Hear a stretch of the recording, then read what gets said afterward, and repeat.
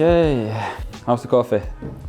Good. 1 year old, but good. Expired last year, but Still warm. Still warm. From last year. So welcome to today's coffee talk with KB Blue, Iden and OAB together with Vo2 Master. Yeah, we are gathered here at my place actually. Beautiful Villa Iden. Yeah, it is some rain outside, so that's why we are inside. So we got a lot of questions in on Vo2 Master's social media channels, and we will try to answer them as good as we can right now. First question here. Yeah, first question, first take. We have a question here to Olav from at Otavio Soltree. Hello. Do you have any suggestion for protocols for running or biking test? Yes, I would say testing should always be specific to an answer that you want to have answered. So you're integrating the Vo2 Master in order to figure out something you're wondering about. But maybe one more thing that is that for a lot of people that are asking about testing, you already probably do some kind of testing. So if you already do a step test with lactate, now with the Vo2 Master and you integrate that as well, collect VO2 at each of the steps and then you finish off the VO2 max. But then also when you've done that, you can also look at basically, for example, how much oxygen do you use at, for example, race pace versus your VO2 max, and how much, for example, oxygen uptake, or how much oxygen are you using also at, for example, LT2 versus VO2 max. And what this is a very good sign of is obviously how much or what your utilization is, which also has to do with economy. And if you have to improve your economy, you would basically look at increasing the numbers, and vice versa. If you're looking for gaining maybe a little bit more top speed, maybe reduce a little bit the utilization. And would you use the same protocols for both running and cycling, or? Yes, you could basically say there are, in general, from a metabolic standpoint, it's this, let's say the only difference is a little bit the modality or the specific muscles that are involved, but in general, the concept is the same independently of what kind of sport you are doing. Yeah. And then I would say that what you really want, because you already have a feeling for whether you maybe lack a little bit top end, or maybe if you lack a little bit sustainability, for example. And then based on that, you can use the Vo2 Master and the testing to get an indication of in which direction you are moving, let's say throughout the training block, instead of just waiting for a competition and then maybe you have hit your target or not. Yeah. This is for Christian, and it's from Tupa Sivampas. I guess this was not a good pronunciation. Hello, how can athletes like Christian and Gustav stay for a long period of time focused on training, resting, eating, over and over again, keeping motivated high without them feeling or considering that they are missing out on other social aspects in life, family, friends, etc.? I think it's important to both enjoy not just the days where you're racing, but also like appreciate the daily work and having like a social network around you on the trainings. So it's almost like the training session you're doing, like the group rides or the track session, is the social meeting point in your day. And also, of course, you have to be focused on the results and your performance, but also being able to enjoy the lifestyle of being active and enjoying the sport. And remember why, like that's like the reason in the first place why you're doing the sport. It's because you're enjoying being out and training and being with friends. And oftentimes it's like the more time you invest in something, the more motivated you actually are. And for me, I have been like not outside of the sport, but a little bit more injured and taking time to build up again. And the more I was outside of sport, I kind of missed it, but it was still hard to kind of keep my focus again, because it is really hard to stay focused for such long periods of time. But now I'm starting to feel like my focus is there now, that I am more focused even before the training, because I'm really just eager to train as best as possible. And I think in terms of motivation, it's important to set yourself like realistic goals, but also almost like it shouldn't be too easy to reach them. It should be like not even 50-50, but like being able to set a challenging goal that keeps you sort of on your toes in order to be able to reach those. This is from Rafals _07 or 07. It's like Cristiano Ronaldo. This is, I think, Or James Bond. you are both free to answer, but Gustav first. How could we do the 5, 15, 30-minute running test on a regular workout? The 5, 15... And 30-minute running test on a regular workout. I guess this is then referring to probably like all-out tests. Yeah. So if you have then like a 5-minute all-out, 15-minute all-out, and 30-minute all-out. It's very difficult to do. On the run, you have to choose.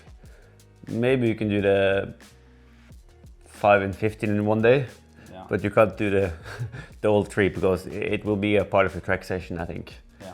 So if you have a track session, you can do a solid warm-up, almost like you're preparing for a race, and then you can put in the 5-minute all-out and then finish off with a threshold set or like the rest of the session, but you split it.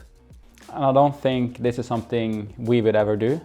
Maybe we could do like a 30 minutes all out in preparation of a race if it was a long time since the last race.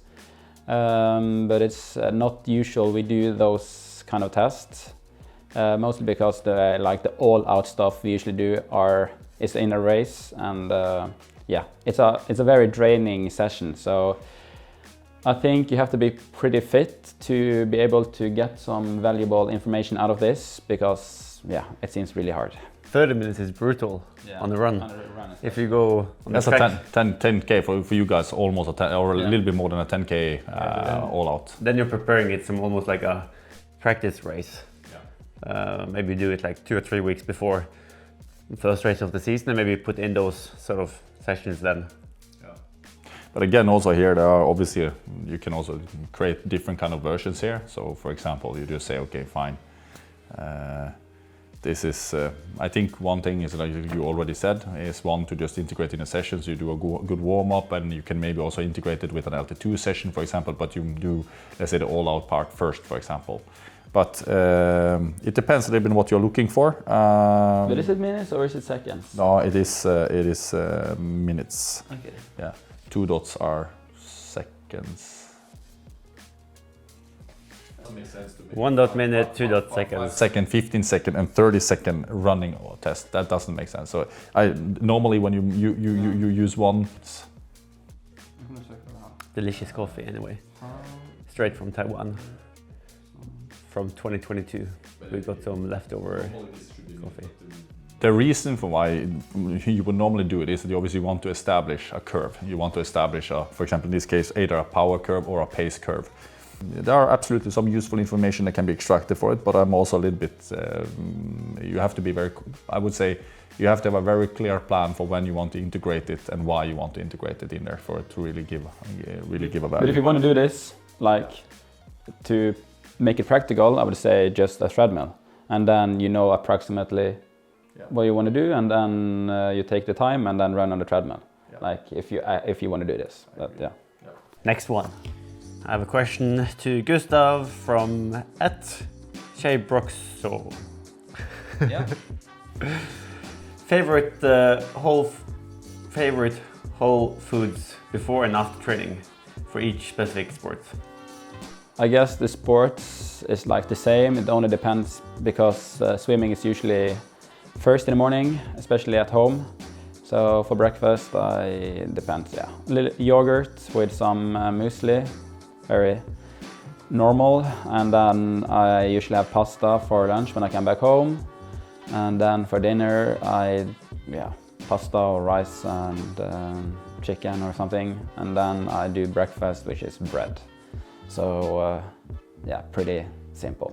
Yeah, like you can normally eat a little bit more before a bike ride compared to a run session. Yeah. So if you're going to the track, you normally eat a little bit more, like easier carbs, a little bit more sugary stuff.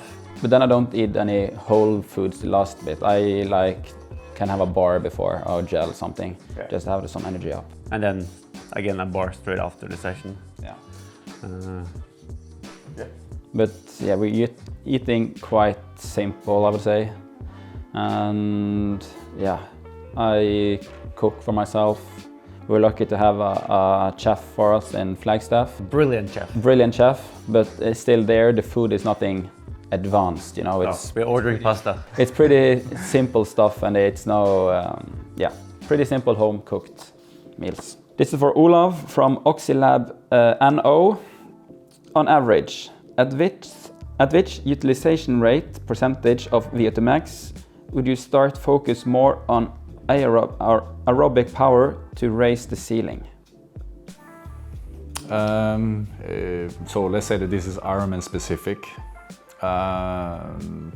Maybe you can explain the question more for those who don't understand. Yeah. So this is actually comes straight back to how can you integrate the Vo2 Master in what kind of protocols? Because I already said, so the utilization rate is basically a measure of Vo2 max versus a certain point. And we normally normalize this as, when we talk about utilization, we normally normalize that as VO2 or oxygen uptake at your maximum lactate steady state or your VO2 steady state versus your VO2 max. So for example, in triathlon, we know that for short course that, for example, Tokyo, we can't of course say 100% on race day, but then a couple of months before when we were in the lab, you guys were sitting in around 83%. That's where you were sitting in at that time, 84%.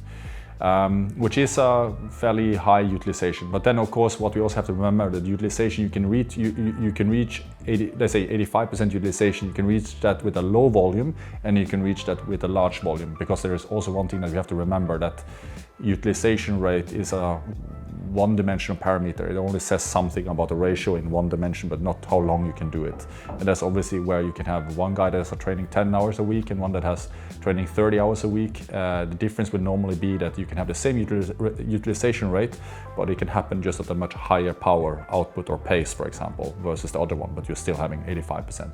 But let's say that given inside, let's say for these guys, if it's Olympic racing and they are starting to come on much around, let's say around 85-86%, that would be a point where I would start focusing a little bit more on pace or power, simply because they would lose too much top end speed if the utilization comes more over 85%. A little bit depending on the course as well.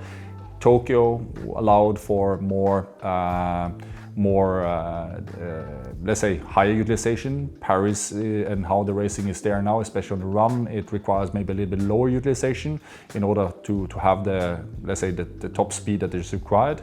For Ironman, obviously you want to push it even further, and there we know, for example, that marathon runners, they don't have a high VO2 max, but they have an extremely high utilization rate, meaning that they can stay. So when you have a higher utilization rate, this also gives you the possibility of racing at a very high pace of your VO2 max, even though it's relatively low, but ultimately higher race pace than what you otherwise would be able to do with just a high VO2 max, but a low utilization rate. So for marathoners, there has been reported utilization rates around 94%, 93-94% for the best ones, maybe even 95%.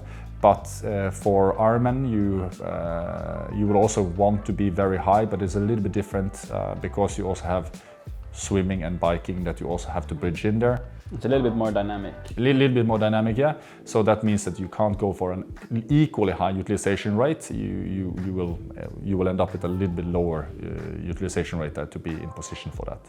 But the consequence in Ironman is obviously the VO2 max is going to be lower. So you end up also with a higher utilization rate, because you obviously need to be able to race fast with a limited amount of or sparingly use of glycogen at a fairly high pace. Yeah. So this is from Andrew Woodruff, and to you, Christian. And also you, Gustav, but Christian, what went wrong in Kona on the simplest level? I think for the first,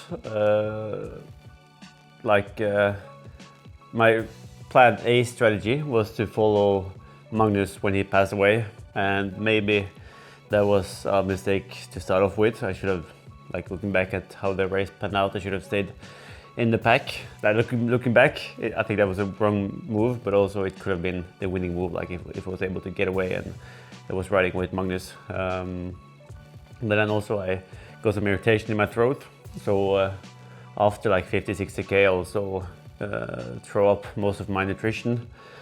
But that was also after I was getting dropped by Magnus, and so I would have lost him anyway, and yeah, lost a lot of nutrition, not because of the intake itself, but more because like an irritation in the throat, I think.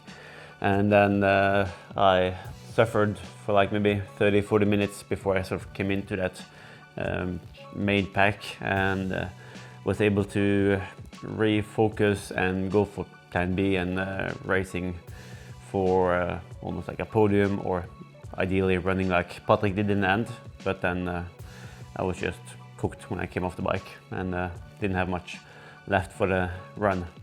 So yeah, maybe. But again, like I didn't push too much power on the bike before I got dropped by Magnus compared to what I did 2 years ago. So maybe I also had like a good air position in terms of the CDA numbers, but maybe in terms of the strength and like the power above race pace was maybe a little bit limited. Maybe I should have been a little bit further back and a little bit higher up, even though it would have costed a little bit on the CDA numbers. So maybe the position itself wasn't solid enough, and could have been, yeah, not enough time in Kona in advance. It could have been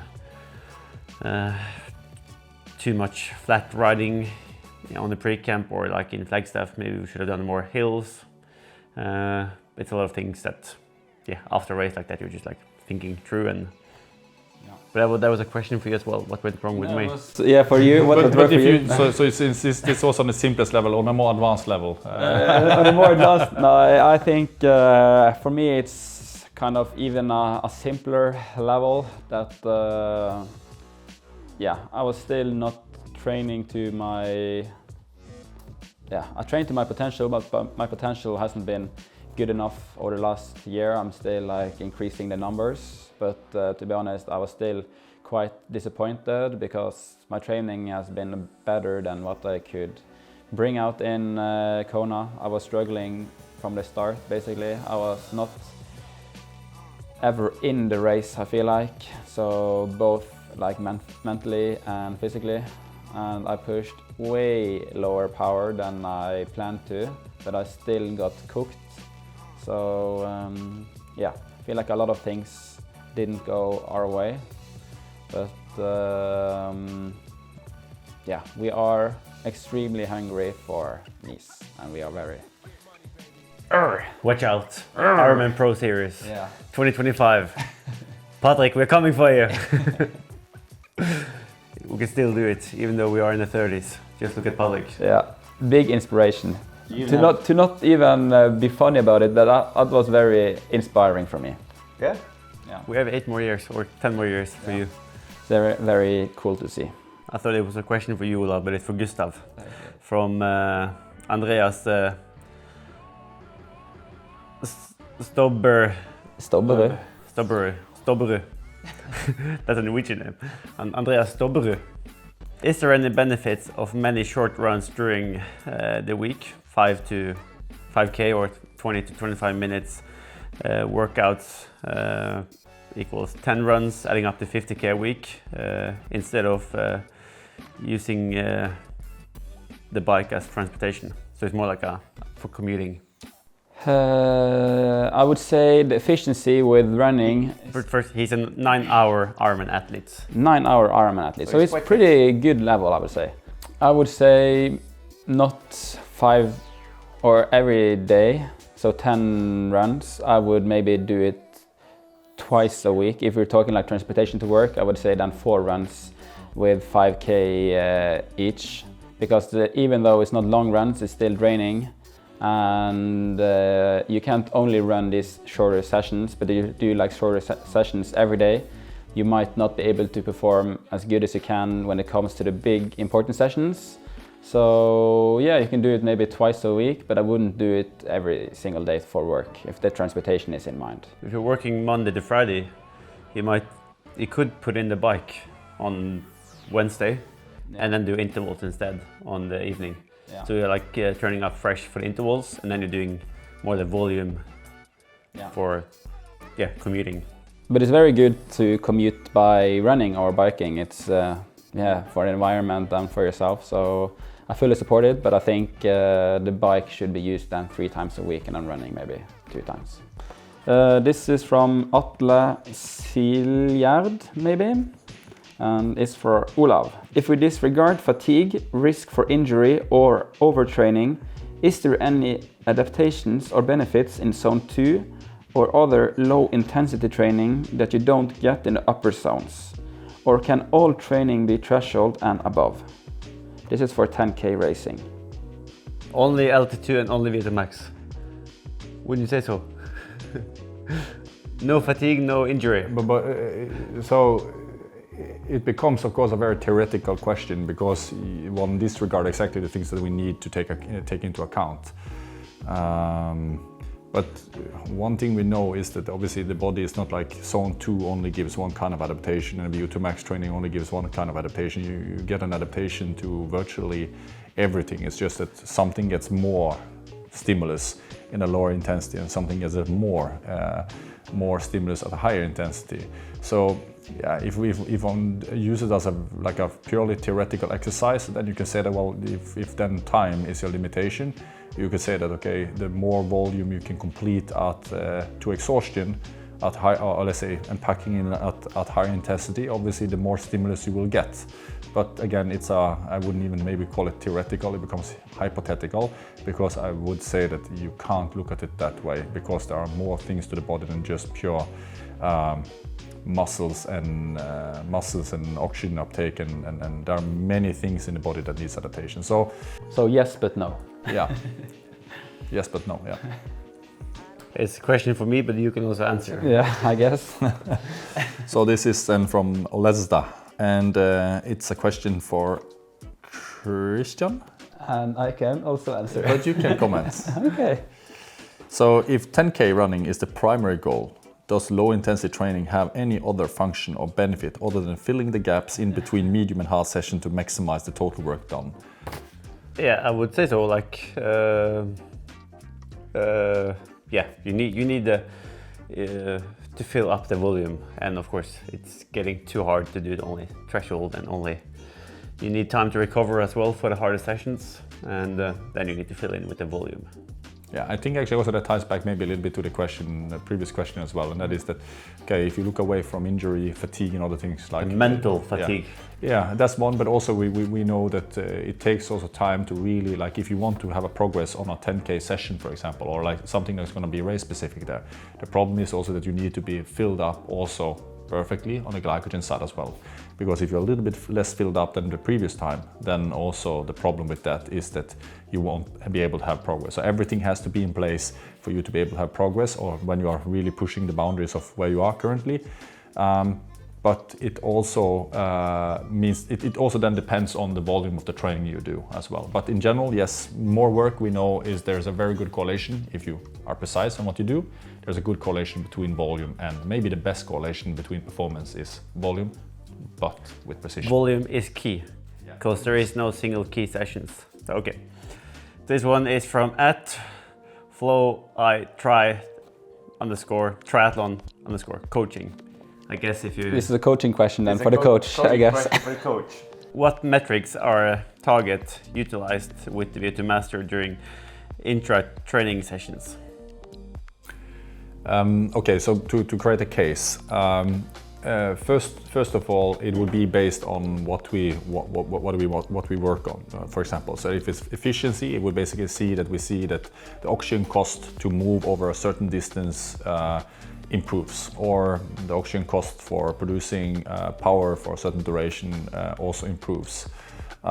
Or it could be, for example, that we are trying to stimulate, for example, increase the Vo2 max, then it will obviously start to see that one side pace comes up or power comes up, but also oxygen uptake comes up. Otherwise, there's just an improvement in efficiency, and That's not bad, that's good, but it gives you an idea of that maybe you have to build your intervals a little bit differently in order to improve the VO2 max, if the metabolism is the limitation, to make the next steps. But then also we can say that, for example, if you identify during a test, I normally like to say that the three most important things you have, or four most important things, numbers that you're looking at normally is, and to learn to look at, is the VO2, obviously, because that's in the end what is the performance metric. But then you break it down to fraction of utilized oxygen, so how much oxygen are you able to extract from each liter of air that you inhale, and then the tidal volume and the breathing frequency. And one of the things that you might identify there when you do a step test is, for example, that suddenly an athlete starts to disproportionately increase the breathing frequency and tidal volume starts to drop. It means also that, let's say, the air that you get into your lungs gets shorter contact time. So it's a kind of respiration compensation point, or you're starting to slightly hyperventilate. And this is not good for the oxygen uptake. So for example, if you are focusing with an athlete that, okay, we see that you around threshold or a fairly low intensity of where we would expect it to happen, they start to become a deviation between increase in your tidal volume starts to drop quite significantly. You see fraction of expired O2 starts to increase, which is bad because it means how much of the available oxygen you are taking out percentage-wise. Then basically I would say that in this case you could use this as an educational tool where the athlete gets aware of basically, okay, fine, we need now in the training, when you start to come up to higher intensity, that, let's say, one thing we want to address here is exactly that you're making sure that you're still ventilating properly, or using your lungs, you're engaging your lungs properly in order to allow also for efficient breathing, and meaning also better oxygen uptake at higher intensities as well. And I would say that there are obviously tools out there that are trying to do a little bit the same, but we are strong believers in integration of this in a functional way. Do it in the training. You need to practice what you want to do in the training. That means that, but biofeedback and then using the Vo2 Master to understand this can be a very useful way. So it depends a little bit on what you're looking at. For example, if you do it's a super useful tool in that aspect that you can exactly get detailed insight and you can provide real-time feedback to the athletes when they're training, which again shifts the focus on what's important for the session. Yeah, and to make it simple for the athletes, I think for me and Christian is very important, and I think live feedback is also that is so important. That is maybe for me the most important part, because yeah, you can do adjustment and then you see it straight away, so then it's very easy for you to know what really brought the feedback. Of course, it's deeper meaning with the numbers as well, but for an athlete you just need some simple biofeedback during the session, and then of course the Vo2 Master can give more depth after, but the simple feedback during session is the most valuable part. Yeah, and the fact that you can connect it to your Garmin or Apple Watch or by computer, and you can see the numbers there also in real time, and then you can decide on which number you want to look at. Then you can exactly bring the attention exactly to that one. Because in a session it's hard to keep the focus all the time on something, but if you have a number that you, in the same way as pacing, like you don't going to look at the power number all the time, but it's good to have that number to just see, okay, did I drift, or to bring you back and making sure that you're pacing correctly. Yeah. This is from Coach Lass. Do you want Vo2 Max to peak on race day or a few weeks before? It depends on what kind of race it is. Like if you were a kayaker, or if you were, let's put it another way around. Let's say that we know the Vo2 Max is an all-out effort. And it's a short duration all-out effort. It's not, you can also say that the marathon is also an all-out effort. But in general, I would say that Vo2 Max is, to make it simple, let's say it's somewhere between your, depending on whether swimming, running, biking, but it's somewhere that sits between, let's say, your 1 minute and 5 minute all out. Shorter in swimming, longer in biking, and running in, let's say, in the middle. But let's say that you were targeting a 1500 meter, then for sure you want your Vo2 Max to peak on race day. If it's a rowing event, then you would always say that you wanted to peak on race day because it's a short duration. But for triathlon, basically there is much more about efficiency. So meaning that you are not looking for VO2 max to really peak on race day. You want to have a good number, but that's not what you want to peak. What you want to peak on race day there is your race, let's say your race power and your utilization and also efficiency. That's the most important to peak with on race day for long events.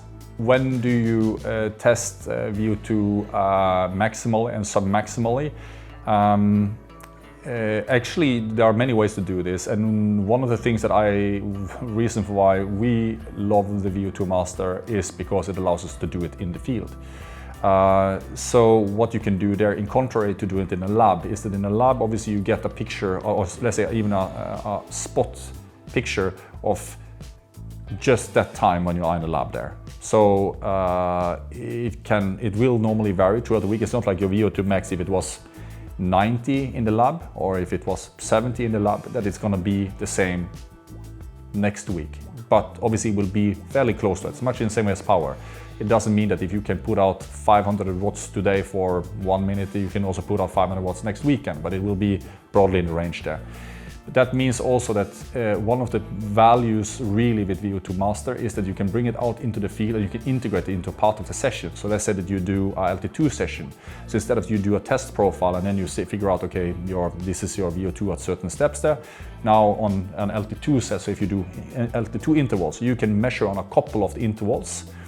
And that's what you need, and you can do that then over, let's say, a couple of weeks, and you get very robust numbers, a range of numbers that are very robust. For example, this is the range where you sit on VO2 around LT2, for example. And the same also with VO2 max. If your VO2 max session is brilliant to integrate it there on some of the intervals, for example, to really see one, how it develops throughout the session, but then also actually as a part on a couple of the intervals there to see there. And you also do that over, let's say, a couple of weeks. So you do it, I would even say, you do it regularly over a year, even to see a little bit how it changes through the power really is not in a single lab test, but it's actually in the ability to use it regularly. And that means that LT2, when you measure the VO2 there, you get the submaximal numbers, and when you do a VO2 max, you get the maximal numbers. So lab testing for that purpose, and for those of you that are running a lab test, I would say there I would normally do it at the beginning of a block and at the end of a block to see how have things changed. So this was the plan, this was where you started, this was the plan to what we wanted to change, and then look at how does it have changed so that you can be smarter about what kind of changes you move forward to understand even better individualization, but also the ability to put it into the training and collect data that even adds even more to the robustness around it. So that is really the holy grail, and for that there is only one portable device that can truly do this, and that is the Vo2 Master. For me, and Gustav can comment. No, actually, Gustav being asked, Christian cannot comment. Do you ever do strength gym sessions? Generally, I would say no, but I had a period a year ago when I was injured for the run that I did some more gym sessions. Just some specific exercises for my Achilles. And I think when you do training, you have to have an idea of what the training is supposed to do, and then you have to, of course, give it time to make an adaptation. And I did give it time, but I didn't see any improvement, so then we didn't see any reason to still keep on doing it. So I think I did like 3 months with some more specific sessions this year. But I would say we're doing a little bit of swim specific, maybe more, people would call it warm up than a session in itself, where we're focusing on getting ready for the swim sessions. And we do mostly focus on mobility and core, and pretty simple like band exercises to get moving, and some not necessarily sit-ups and push-ups, but kind of a variation of those. So pretty simple stuff. Me and Christian, we usually do it before every swim session, but to certain degrees. Sometimes for me it's only stretching, other times I go more all in for the strength part and focusing more on specific parts like the back or core, but we don't go to the gym, we just do it on land. Like you do in the gym. You want to add something to that? No comment. No comment. It can also just be add to it. Basically, we have done it a couple of times before as well, but it should always be rooted in performance. So the whole point when you do a gym session, it's an hour that you spend on the gym or even more because of travel back and forth. But the whole goal there should be that we are not against gym training or gym sessions. It can be useful and for some more, others less. But the whole point is that you have to see that it translates into increased performance. So if you do a gym session, think about, okay, what do I want to influence here in terms of performance and how long time should you do it in order to see that you either run faster, swim faster, bike faster? Because if it doesn't really help to that, you have to question why are you really doing it? From @Jørebrøt to Gustav, well, I can also comment. Do your athlete take circadian clock into consideration for sleep routine, training and meals? How important is sleep and do they nap? For me, the circadian rhythm is pretty powerful. Now it's 2 weeks since we came back from Hawaii, I think. And I have been on a season break, so I haven't been really, it's nothing I have to do in the day-to-day life, so I have no pressure to wake up or go to bed. So my circadian rhythm is out of balance, to say the least. And it's really, really hard for me to turn it. And I do notice how powerful it is with time zones.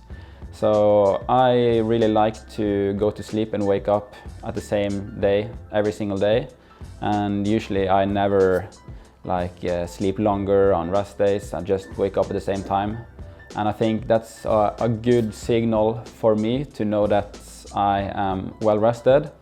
If I feel the urge to sleep really long one day, I usually know that I have been training maybe too hard. It's okay to train hard every now and then, and if you're aware of it, it's okay. But if you feel the urge to sleep longer without feeling like you've been training hard, then you have to look into things more deeply because the body is constantly sending you signals. And I do power naps as well, usually in the middle of the day after my lunch, before the last 2 sessions of the day.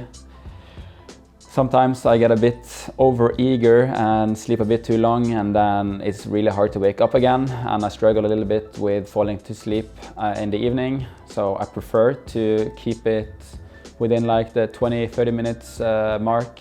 It's important, I think. It's tricky when you start getting so fatigued from the training where you really need to sleep, but then you're almost too tired to sleep, and then you're maybe losing an hour or so for the next day, and then you're trying to compensate with drinking an extra cup of coffee or getting a little bit more caffeine, and then it's just building on. So but in the off season now I haven't I would say I've been sleeping really well. You have? I've been waking up very early, from 2 o'clock in the morning to now today. I think I woke up 4:30, so quite early, but I've been sleeping pretty good. So when do you go to bed now? Oh, that's 7 o'clock maybe. Yeah. I've been working myself towards European time zone. Yeah, same. So it's but that's the most tricky thing with traveling and around the world for races is the fact that you have to change time zones. But this is actually a place where we were also quite innovative already leading into Tokyo. We actually used, because we know that one way to really track the circadian rhythm also more accurately is that you can look at the temperature changes in the body. And this is a place where we actually used the core, and it was actually a pilot project that we initiated, and we had the idea that we wanted to look at what happened there. And obviously the maximum point that happens during the day, this is difficult to really track for athletes because you train so much, so it will be heavily influenced by that. But the minimum point that is occurring during sleep, during night, this is a very stable point where we could easily observe actually when we started to change also the sleeping schedule, how much it's changed there.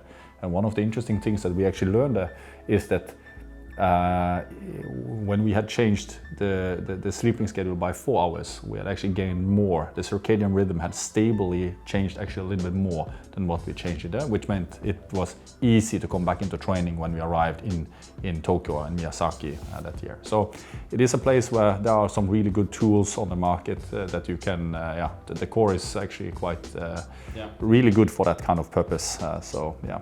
Many things. But if you want to keep it simple, it's also okay to just feel. Yeah, feel. Yeah.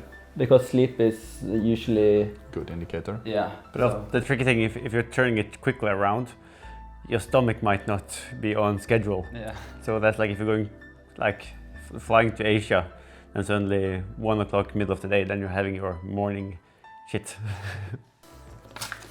It's a bonus in the end. Oh. Neil, try coach. Yeah. For Christian, but both of you. So I'm 50 and I have done long distance triathlon for 10 years, with my most significant achievements being reaching 70.3 world champs in 2022, together with you, Christian. Oh, thank you. I've always suffered with screaming quads, first few stairs type pain. So can and always have trained on them, but never got better. Rolling, massages, this kind of thing. They're clear if I do roll daily, but I still have the same first 10 minutes of lactate quads, either running or cycling. Any ideas to how to resolve? And like it's more like fatigued when he's starting to run, like the first 10 minutes. It's like tight in the quads. Yeah, so he feels like very tight in the quads in the beginning. And he says also like one thing here is that I'm doing more strength now. FTP around 260 to 270, VO2 around 56 to 60. But the main problem being screaming quads in the beginning, and maybe if there is a solution to... It's not too bad if it's just in the beginning, like as long as you don't cramp up. I would say often when I'm riding, like the quads feels quite tight in the beginning, maybe the first 10-15 minutes, and then it's loosened up a little bit, and the pedals or the pedal face is getting a little bit more like smoother, and it's easier to do a better cadence.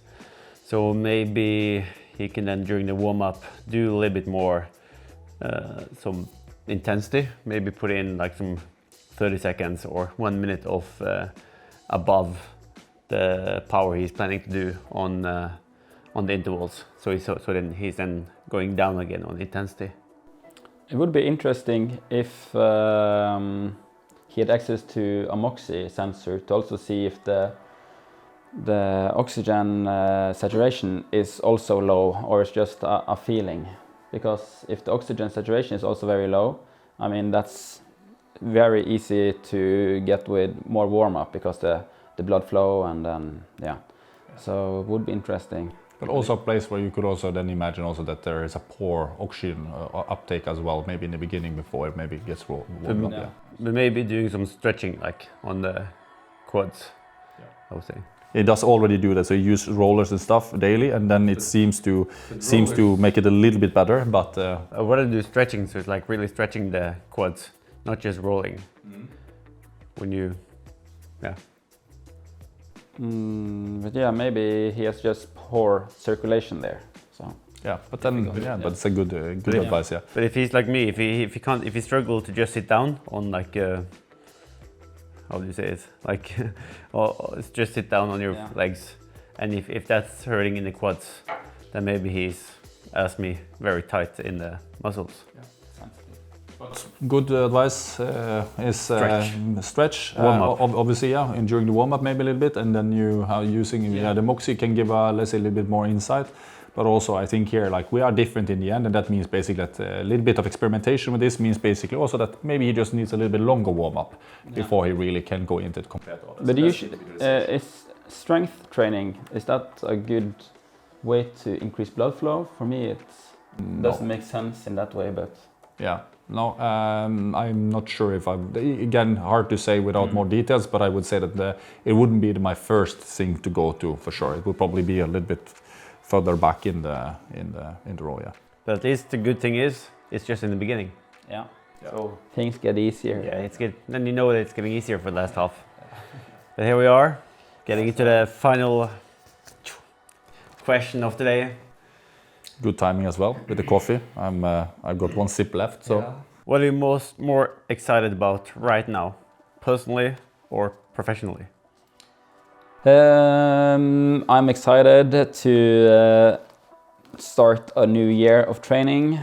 I felt kind of drained after Kona, and I wouldn't say that I felt like hopeless or whatever, but I felt like things were difficult in sports. So yeah, I made some changes on on different levels in life, and I'm eager to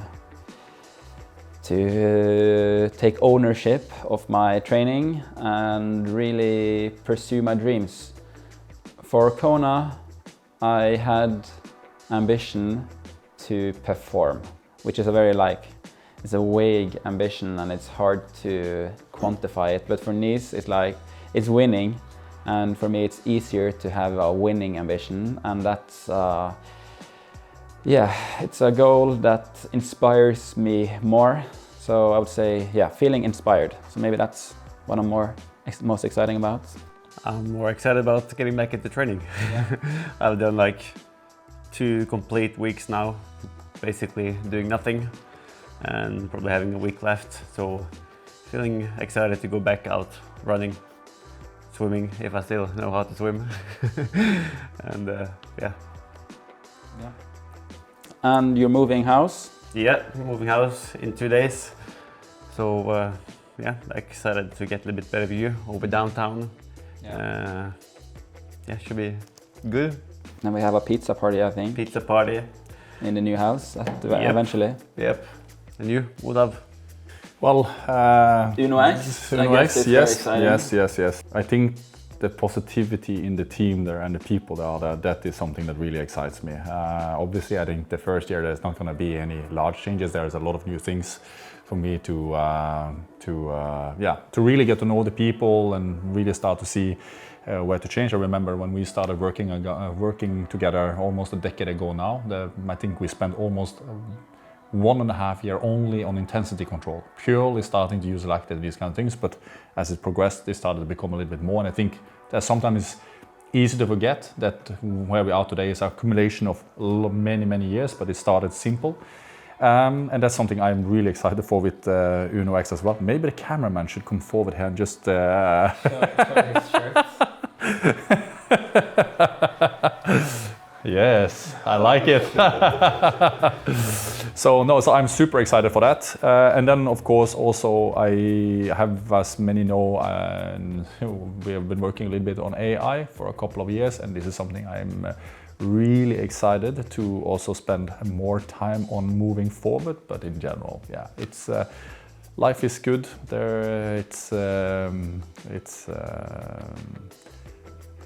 I like challenges. I like things, and it's many exciting things happening.